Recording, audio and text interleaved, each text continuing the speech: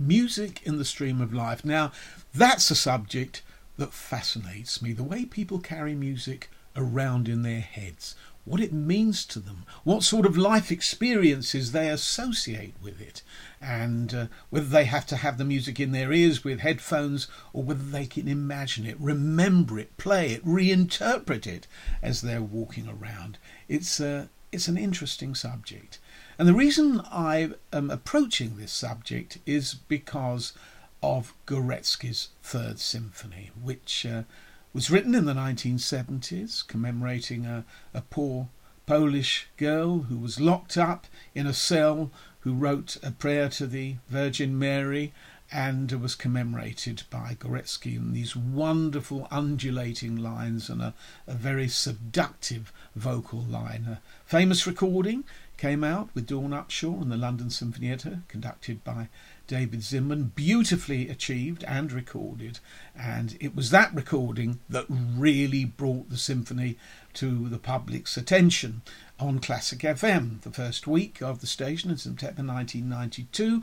I know because with my dear friend Keith Chadwick, who tragically is no longer with us, we had a programme on Friday nights called Classic Verdict, and what happened was we'd have a choice of the week called a sure shot. Actually it was Keith's sure shot, but we very rarely disagreed about what we should choose, and the next morning Paul Gambaccini, who had a chart show, would pick up on our sure shot and play it, and that piece absolutely flew from the moment we first played. In fact, we got an award for it, which I've still got locked away.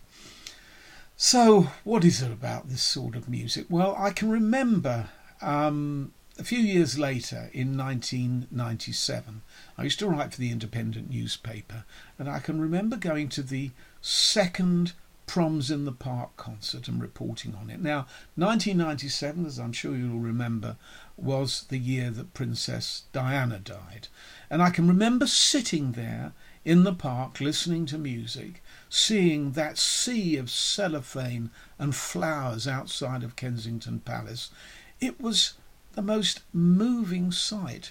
And it occurred to me then that perhaps there are times when the nation needs to mourn. It needs to have its emotions touched so that it can unburden itself. And I think that is something that happened when Diana died. Obviously, the tragedy of the event was the main reason that people mourned, but there was something on top of that, I think, that carried these feelings. And I think with the Gorecki, in a way, there was a parallel situation going on there. It allowed people to express their feelings and their emotions through this music. Now, the interesting thing here, these were the early days of Classic FM. People think or thought that Classic's success was built entirely on the Four Seasons and the Nutcracker Suite, Beethoven's Fifth Symphony, etc. The standard classics, in other words. Not so. In those early days, classic success was built on contemporary music.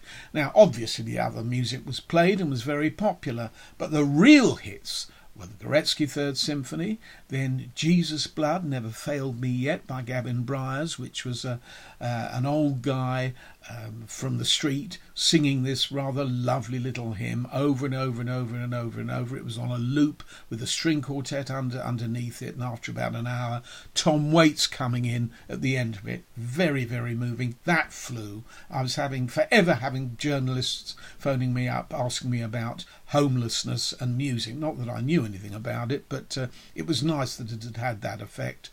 And the other one, which I will never forget because it was completely unexpected, I wasn't surprised by the Gavin Bryars, but I was surprised by the Hilliard Ensemble and Jan Gabarek, the wonderful jazz saxophonist.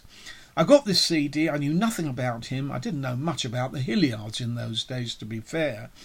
And I got this CD, came in without a sleeve, and one Sunday afternoon after Sunday lunch, it was a lovely afternoon, and I thought, well, I'll take my CD player into the garden and I'll sit and I'll just give this a try. Well, I'll never forget it. I put it on and I couldn't believe it. It was early music with this saxophone improvisation intertwining around it. And I immediately ran inside. I phoned Keith up. I said, Keith, we've got to make this our next Sure Shot.